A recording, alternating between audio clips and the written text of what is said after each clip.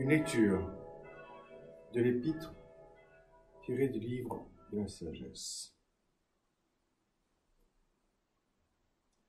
Comme la vigne, j'ai produit des fleurs d'une agréable odeur, et mes fleurs donnent des fruits de gloire et d'abondance.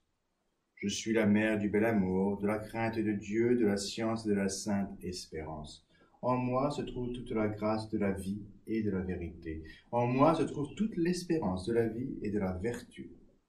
Venez à moi, vous tous qui me désirez, rassasiez-vous de mes fruits, car mon esprit est plus doux que le miel, et mon héritage plus rayant de miel. Ont encore faim, ceux qui me boivent auront encore soif, ceux qui m'écoutent ne sera pas confondu. Ceux qui n'agissent par moi ne pécheront point, ceux qui me mettent en lumière auront la vie éternelle.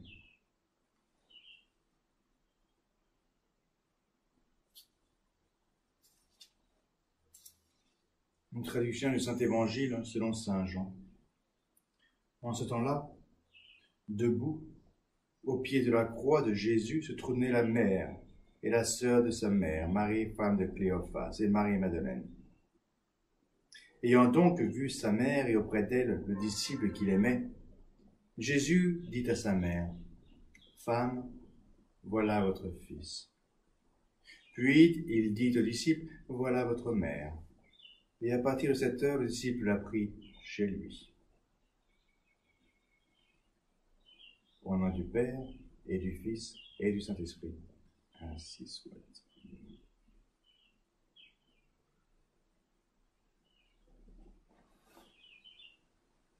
Quand notre Seigneur regarda autour de lui, il vit sa mère, les saintes femmes, son disciple.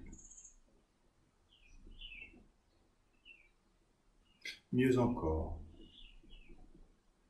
il vit l'humanité tout entière. Il nous vit tous, les uns les autres, chacun personnellement. Nous, qu'il a créés, d'un acte volontaire de son propre volonté, qui nous a mis au monde pour un but bien précis, celui de le connaître, de l'aimer, de le servir, et ce faisant, d'obtenir la vie éternelle, qui est la fin de notre vie, qui est le but de notre existence, la vie éternelle. Par notre carrière, par je ne sais quoi, quelle activité, construire une cathédrale ou je ne sais. Non, non. La fin de notre vie, c'est notre vie éternelle. Que sert-il à l'homme de gagner le monde s'il en vient à perdre son âme? C'est tout le mystère de la croix. Pourquoi donc notre Seigneur, qui est tout amour, toute miséricorde, toute bonté, qui aime tout le monde et qui veut que tout le monde s'aime, pourquoi donc ce Dieu si bon a-t-il voulu mourir sur la croix? Quelle étrange idée! Il est mort sur la croix en raison de la vertu de justice. Il est mort sur la croix parce que nous avons offensé son Père. Nous sommes des pécheurs. Et au lieu de connaître, d'aimer et de servir Dieu, on cherche à l'oublier, à le mettre loin de nos vies, à ne se servir que soi-même, à n'aimer que soi-même. Tout l'opposé. Et Notre-Dame est ici pour nous rappeler. Nous ne sommes pas faits nous-mêmes. Nous avons tous une mère, un père. Nous sommes tous dépendants les uns des autres, tous dépendants de façon ultime de Dieu. Et donc tout doit retourner à Dieu. C'est simple, c'est logique. Et c'est la source du bonheur. Alors, notre Seigneur, j'écris, nous regarde. Il voit le bon et le mauvais larron, promet au bon larron d'entrer au paradis, simplement parce qu'il a demandé pardon. Nous sommes pécheurs.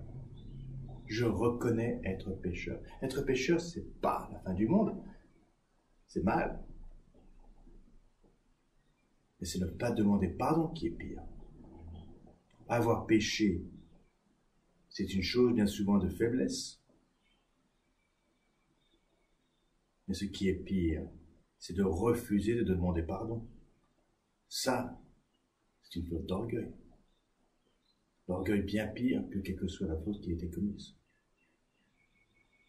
Demandons pardon. Et notre bonne mère est là pour adoucir ce chemin. Dans quelle mesure elle a été derrière la conversion du bon larron? Dans quelle mesure un regard de la Sainte Mère envers ce criminel l'a aidé à comprendre que cet homme, ce fils, était Dieu. Puissions-nous, nous aussi, au pied de la croix, dans des temps difficiles, bien sûr, nous mettre aux côtés de Notre-Dame et de Saint Jean et prendre Notre-Dame chez nous. Nous ne sommes jamais seuls. Notre-Dame est dans nos maisons si nous l'invitons. Au nom du Père et du Fils et du Saint-Esprit, ainsi soit-il.